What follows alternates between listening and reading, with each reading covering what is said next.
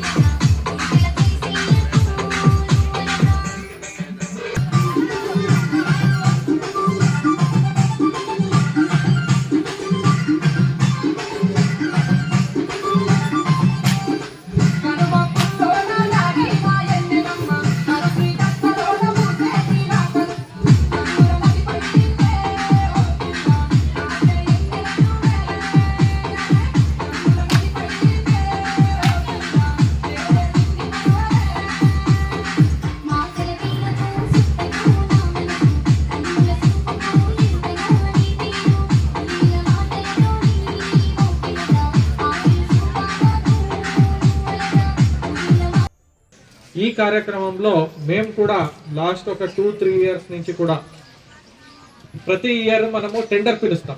ఈ ఫుడ్ పెట్టాలి అంటే టెండర్ పిలిచి ఎవరు ఈ ఐటమ్స్ అన్ని పెట్టే వాళ్ళందరికీ పిలుస్తాం. వాళ్ళు ప్రతిసారి వచ్చినప్పుడల్లా, సార్ మీరు ఇస్తున్న రేట్కి మేము ఇవ్వలేము సార్, చాలా కష్టమవుతుంది సార్, ట్రాన్స్పోర్టేషన్ ఛార్జెస్ ఎక్కువైపోయాయి, ధరలు పెరిగిపోయాయి, మీరు ఇస్తున్న రేట్కి ఇవ్వలేమంటే చాలా వరకు మేము కూడా రిప్రజెంటేషన్ గవర్నమెంట్కి ఇవ్వడం జరిగింది. దీని మీద మొన్న స్పెషల్గా ఒక విద్యా కమిషన్ కూడా మన జిల్లాకి రావడం జరిగింది. విద్యా కమిషన్ నుంచి మెంబర్స్ వచ్చారు. మన జిల్లాలో 5 నుంచి 6 ఈ రెసిడెన్షియల్ స్కూల్ ఏదైతే ఉందో అన్ని తిరిగారు. మనం ఏం ఫుడ్ ఇస్తున్నాం, వాళ్ళకి ఎవరు ఇస్తున్నారు, వాళ్ళకి బయట రేట్ ఏం వస్తుంది, వాళ్ళు ఇక్కడ తీసుకువచ్చి ఇవ్వాలి అంటే ఎంత కష్టమవుతుంది, ఇవన్నీ తెలుసుకుని ఒక మంచి రిపోర్ట్ తయారు చేసుకుని పోయి గవర్నమెంట్కి సబ్మిట్ చేస్తే అత్యంత త్వరగా, very quickly government has decided rate పెంచాలి, పిల్లల్ని మనం చూసుకునేది మన బాధ్యత అని గుర్తించింది. నిజంగా దీనికి గవర్నమెంట్కి మేము నిజంగా అభినందనం చెప్పాల్సింది.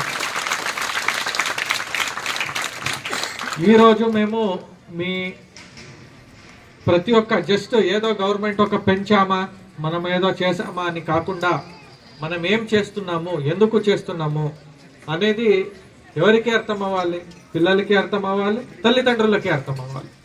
దానికోసమే ఈరోజు తల్లిదండ్రులందరినీ మేము పిలవడం జరిగింది. సో అందుకే మిమ్మల్ని ఎవరైనా ఒక ఇద్దరిని మాట్లాడమన్నాం. ఎందుకు అంటే మేము ఈరోజు ఏం చేస్తున్నాం, ఏంటి మీ అందరినీ పిలిచి ఇట్లా భోజనం పెడుతున్నాం, ఎందుకు చేస్తున్నాం ఇది ప్రోగ్రామ్? ఎందుకు అంటే మీరు చూస్తూ ఉండొచ్చు, ఇక్కడ ఒక చార్ట్ ఉంది, కనిపిస్తుందా ఈ చార్ట్? పేరెంట్స్ చెప్పాలి, పిల్లలు కాదు. కనిపిస్తుందా? మీరు కనబడదు, అక్కడ ఉంది, చిన్న చిన్న అక్షరాలు కనబడదు అంత దూరం నుంచి. కానీ దాంట్లో ఏం చేసాం మనము, ప్రతిరోజు ప్రతి పూట పిల్లలకి మనం ఏ భోజనం అందిస్తున్నాము.